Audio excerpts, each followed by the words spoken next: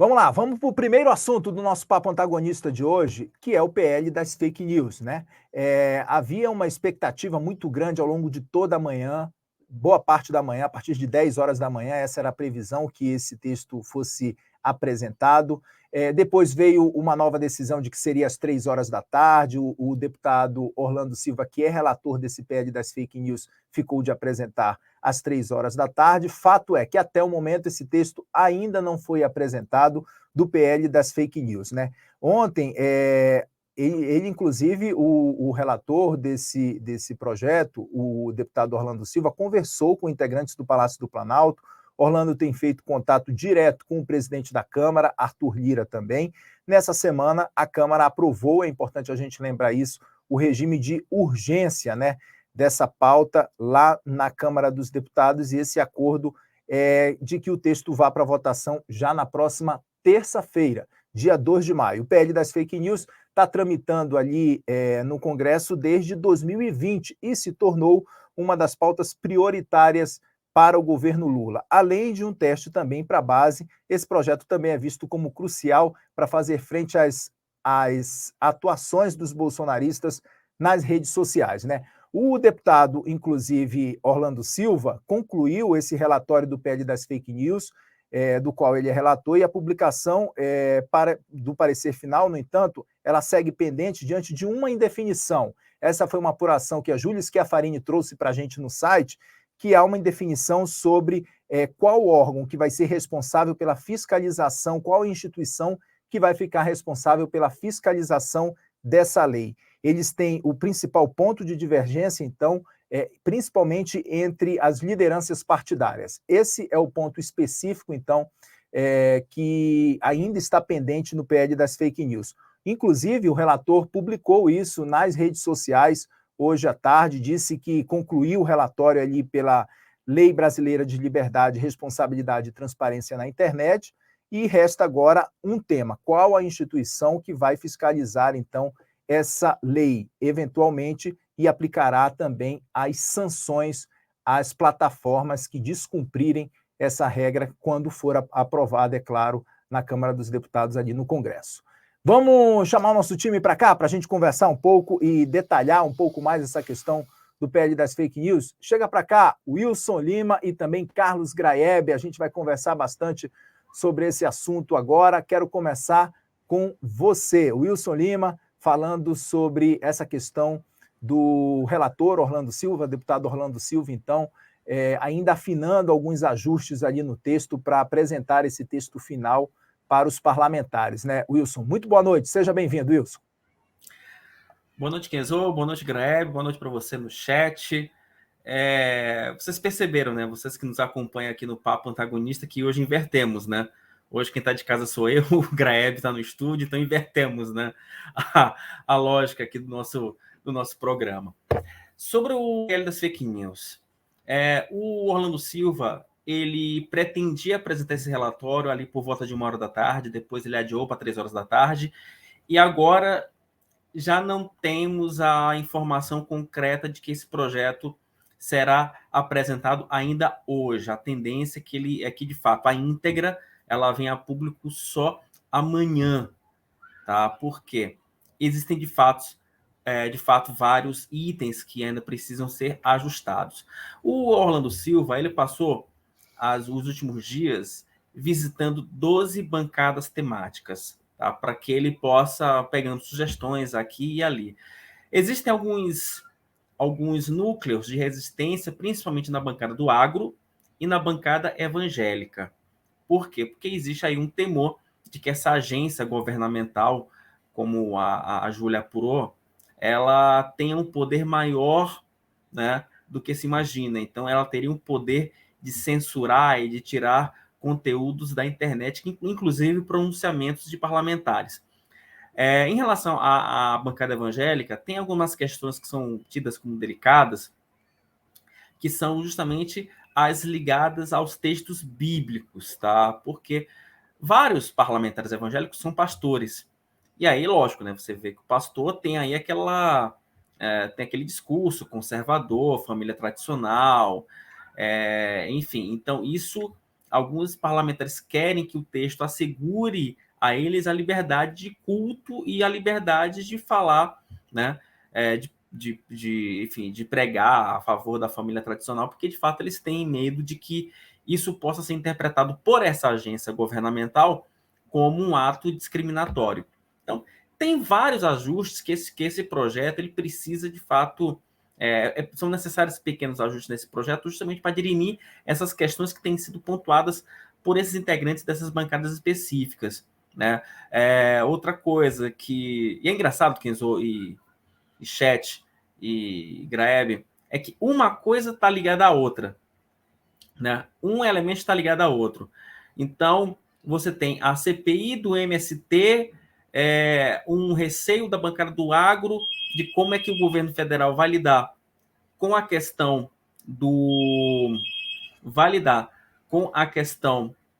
da recriminação ao movimento sem terra e como é que eles vão abordar isso em plenário. Então, são vários detalhes que precisam, de fato, serem discutidos ali nesse projeto antes de que ele, de fato, seja colocado a plenário. E também tem uma questão da votação. Tá? Hoje, 27 de abril, às 18h18, não há garantias de que esse projeto seja aprovado. E o primeiro recado já foi dado no pedido de urgência. Por quê? Porque a urgência foi aprovada por 238 votos. Esse número é um número menor do que o necessário para uma aprovação de um projeto em caráter simples, que seriam 257 votos. E aí tem um detalhe interessante, deixa eu passar para vocês aqui, que eu estava levantando isso aqui para vocês, que inclusive foi um detalhe que me alertaram alguns deputados ao longo desta quinta-feira. Dos 238 votos, você teve as bancadas do PSD. O PSD teve 31 deputados.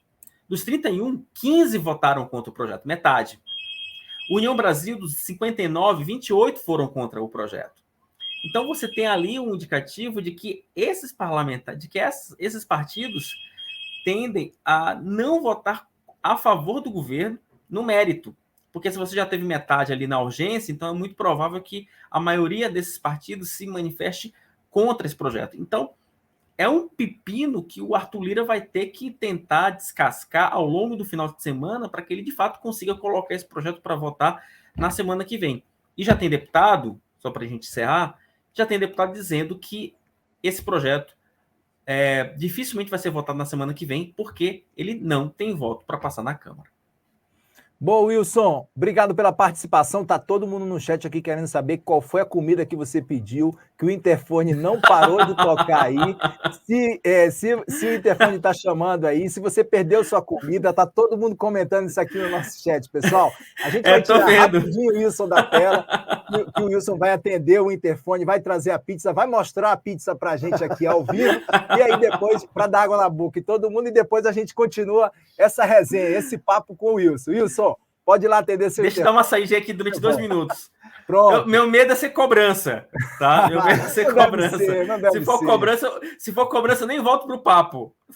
Se você não voltar, a gente já sabe, Wilson. O pessoal tá dizendo aqui, foi a pizza, Wilson. Valeu, pessoal. Olha, o Wilson já tá voltando aqui. Graeb tá comigo no nosso estúdio aqui em São Paulo. Graeb, a gente quer muito te ouvir, Graeb, sobre essa situação do PL das fake news, né? O Orlando Silva fazendo alguns ajustes agora, principalmente sobre essa instituição que deve fazer essa fiscalização da lei, né, quando ela for aprovada, que há um impasse em relação a isso nesse momento, de acordo com o relator, deputado Orlando Silva. Graeb, boa noite, bem-vindo. Boa noite, pessoal do chat. Sem pizza aqui, né? Sem pizza, aqui só estamos na água mesmo, ó.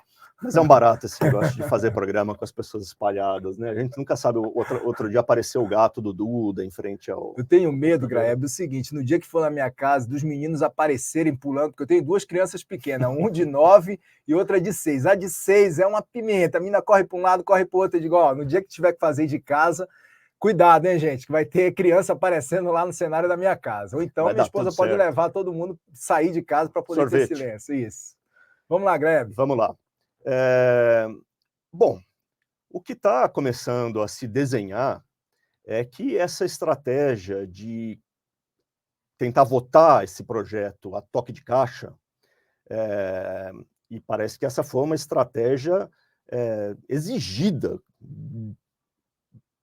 pelo governo do Arthur Lira, né? A pressão veio do governo, o interesse de aprovar isso é do PT, é do governo do Lula. Está parecendo que essa estratégia aí pode ser um tiro que vai sair pela culatra, né? A gente já observou isso que o Wilson falou agora no final da intervenção dele, no dia da aprovação da urgência.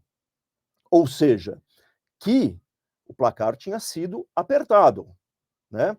E num placar apertado, que era só para decidir se ia votar rápido ou não, qual é a garantia que você tem de que o mérito vai ser bem acolhido, né? Porque se pouca gente decidiu votar rápido, é porque ainda não tem certeza, não tem consenso, ainda está sem firmeza a convicção das pessoas lá dentro. E é exatamente isso que parece. Estão surgindo dúvidas fundamentais.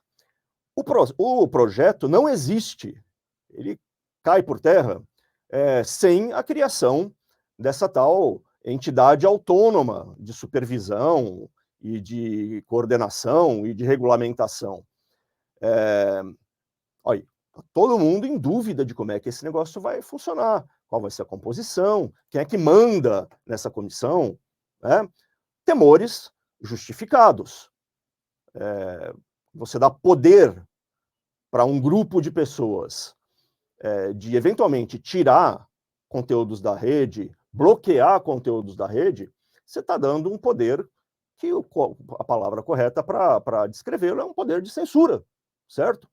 Então é uma preocupação legítima essa. Tem muita coisa dentro desse projeto, que é um projeto longo, complexo, de mais de 60 artigos, que não fala só de internet, fala de remuneração de artistas, fala de remuneração de empresas jornalísticas, fala de um monte de coisa.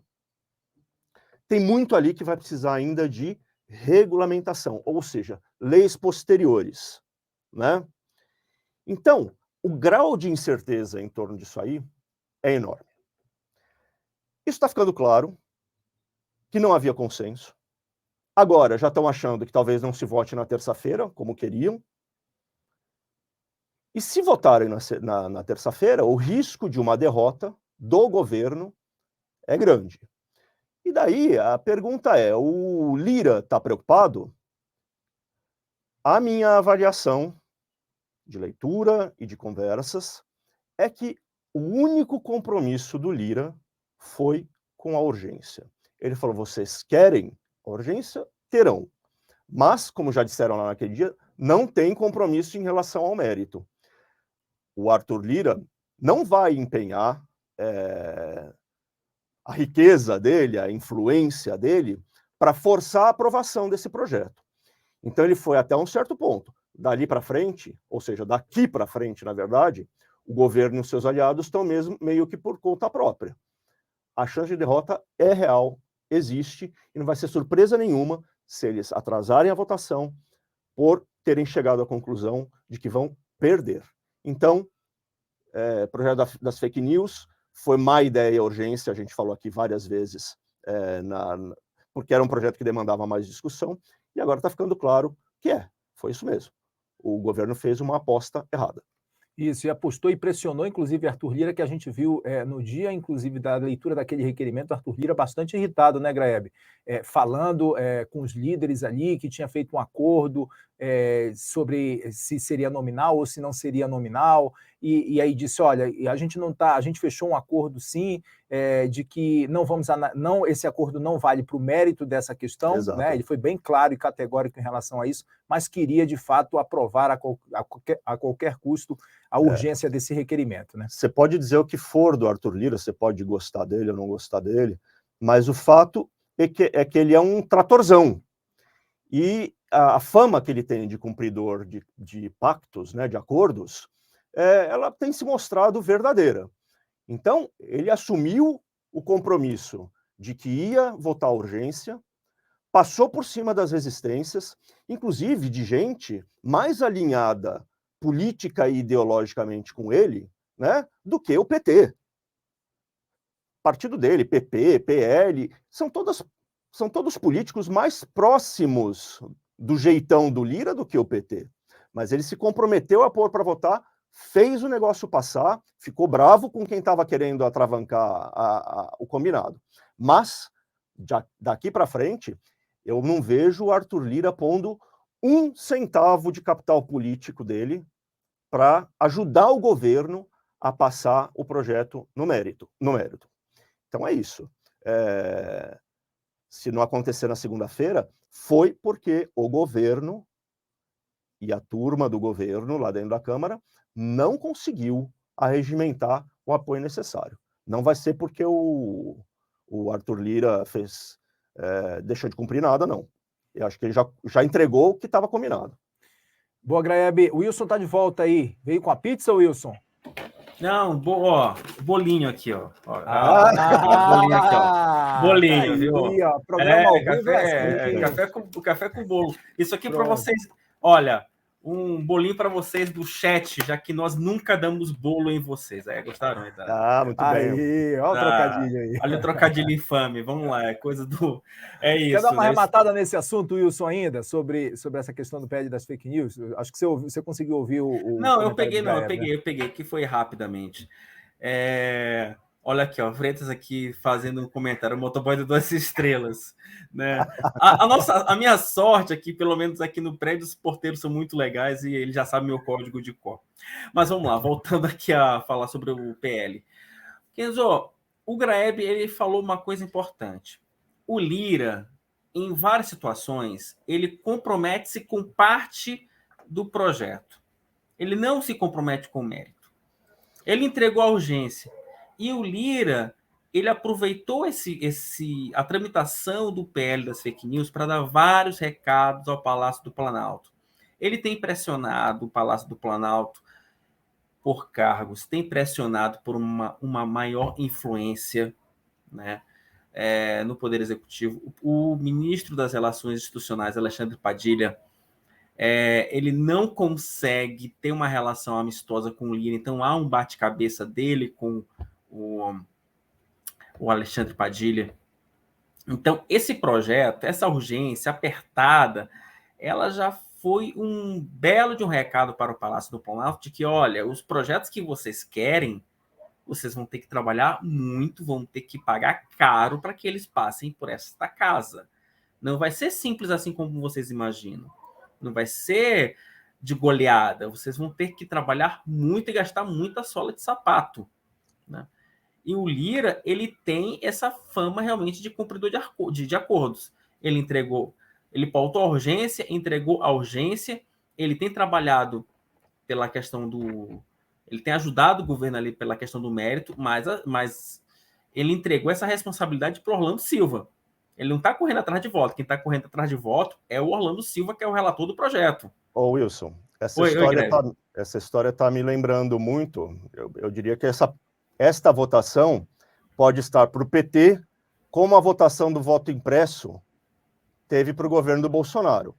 Perfeito. Naquela ocasião, o Lira falou, a gente vai pôr esse negócio em votação. E pôs em votação, e o governo Bolsonaro perdeu.